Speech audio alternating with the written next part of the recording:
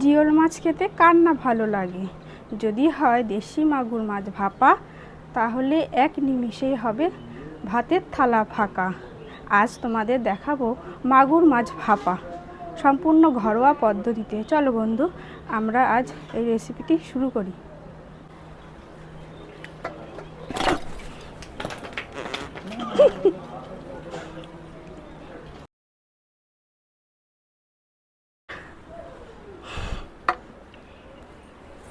চলো বন্ধুরা, মাছটা প্রথমে আমরা কেটে নিই।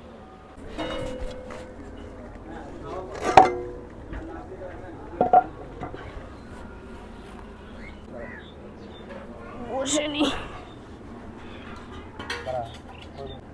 মাগুর মাছের মধ্যে কিছুটা নুন দিয়ে নেব, তাহলে মাছগুলো মরে যাবে,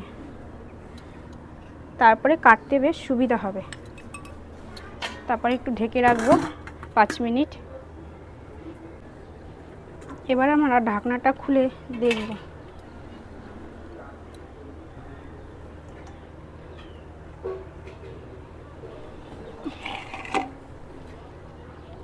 এবার ডুমুর পাতা দিয়ে মাগুর মাছগুলো সুন্দর করে পরিষ্কার করে নেব, তাহলে মাগুর মাছের গায়ে যে পিচ্ছিল ভাব থাকে সেটা কেটে যাবে।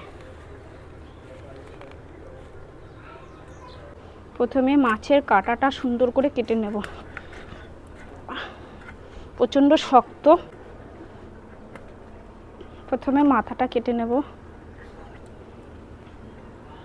তেল হয়েছে মাছে, খেতে টেস্ট হবে। রিং রিং করে কেটে নেব।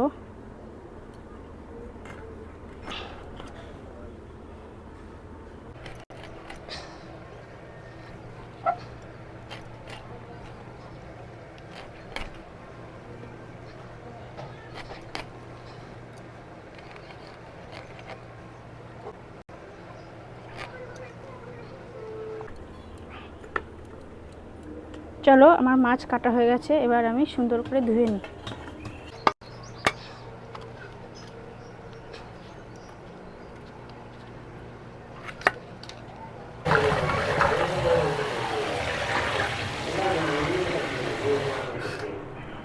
এবার এর মধ্যে অনেকটা পরিমাণে নুন দিয়ে ভালো করে ধোবো, তাহলে মাছটা ভালো পরিষ্কার হবে।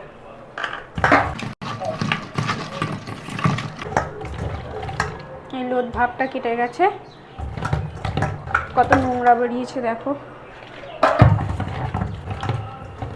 এবার আমি আবার জল দিয়ে ধুয়ে নেব।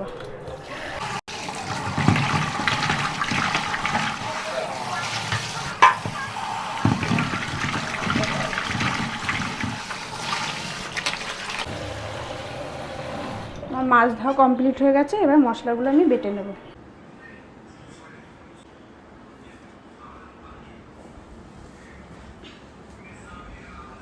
এখন আমি জিরে, ধনে, কাঁচা লঙ্কা, শুকনো লঙ্কা, আদাটা সব মিলে একসঙ্গে বেটে নেব।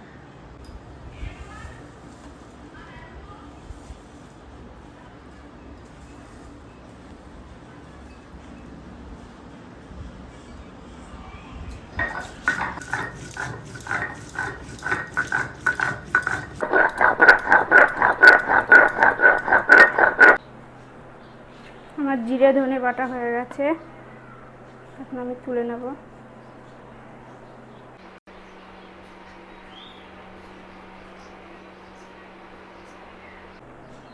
আদা,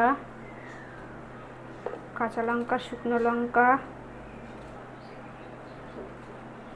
বেটে নেব।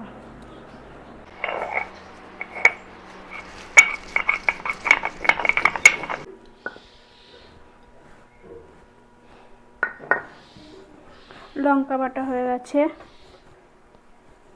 তুলে নেব। মশলা বাটা হয়ে গেছে, এবার এই মশলা দিয়ে মাছগুলোকে সুন্দর করে মাখিয়ে নেব। ধনে জিরে বাটা, কাঁচা লঙ্কা, শুকনো লঙ্কা, আদা বাটা,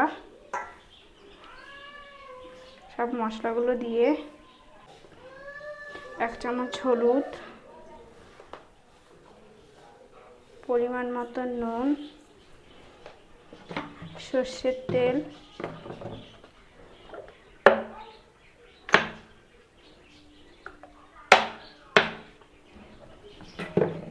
দিয়ে সুন্দর করে মাখিয়ে নেব। মাছগুলো মাখানো হয়ে গেছে, এবার টিফিন কারিতে আমি মাছগুলো ঢেলে নেব।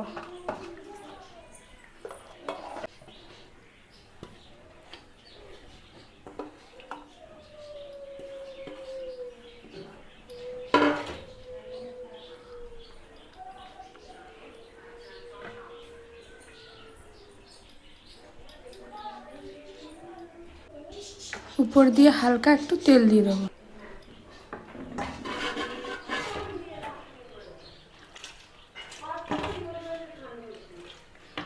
সামান্য একটু জল দিয়ে দেবো মশলা মাখানো গাবলা থেকে।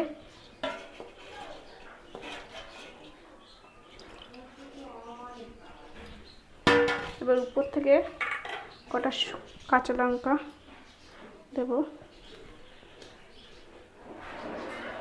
এবার আমি টিফিন কারিতে ঢেকে দেবো।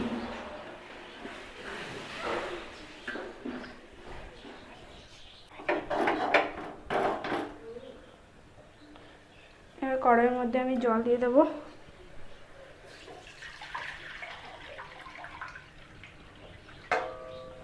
কড়াইয়ের মধ্যে জল দিয়ে দিয়েছি, এবার স্ট্যান্ডটা দিয়ে দেবো। এবার টিফিন কারিটার মধ্যে বসিয়ে দেবো। এবার একটা গাবলা দিয়ে ঢেকে দেবো এবং 8 ঘন্টা দমে দিয়ে দেবো। এবার 8 ঘন্টা হয়ে গেছে, এবার আমি ঢাকনাটা খুলে দেখব।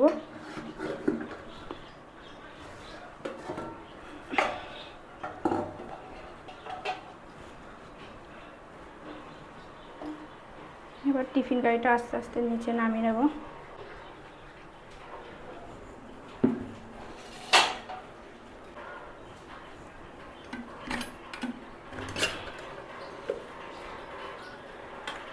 দেখুন বন্ধুরা কত সুন্দর কালার এসছে। আমার মাগুর মাছ ভাপা রেডি হয়ে গেছে। মাগুর মাছ ভাপা রেডি হয়ে গেছে। তোমরা সবাই কমেন্ট করে জানাবে রান্নাটি কেমন হয়েছে এবং এরকম নতুন নতুন রান্না পেতে আমার পাশে থাকবেন এবং চ্যানেলটিকে সাবস্ক্রাইব করে দেবেন। ধন্যবাদ বন্ধুরা।